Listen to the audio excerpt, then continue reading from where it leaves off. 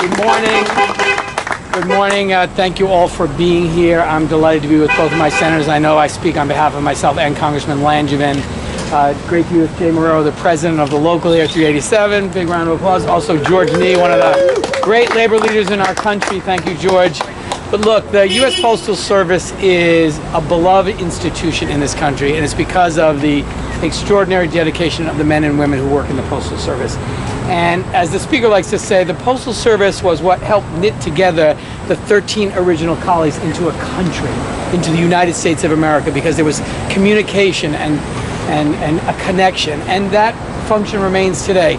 People rely on the Postal Service. It's a central part of the life of a community, whether it's the delivery of checks for a small business, or packages, whether it's the delivery of Social Security checks to seniors, whether it's prescription drugs to veterans. 70% of prescriptions that are sent through the VA to our veterans who have served our country come through the U.S. Postal Service.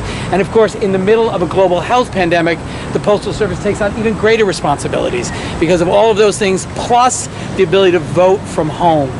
And this is an effort by the President of the United States from the very beginning to privatize the U.S. Postal Service, probably to sell it off to a crony of his, and another example of corruption.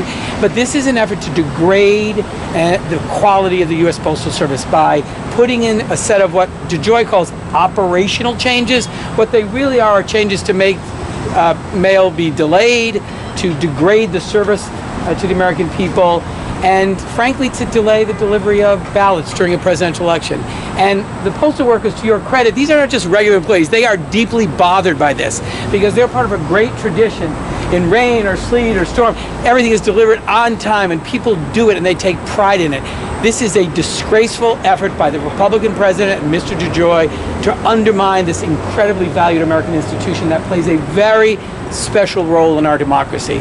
As Sheldon mentioned, we went back in the House in an emergency session of Congress, the first time we've ever done it in my service. On a Saturday, we passed a bill to fully fund the Post Office, $25 billion, and to reverse all of the operational changes DeJoy put into effect.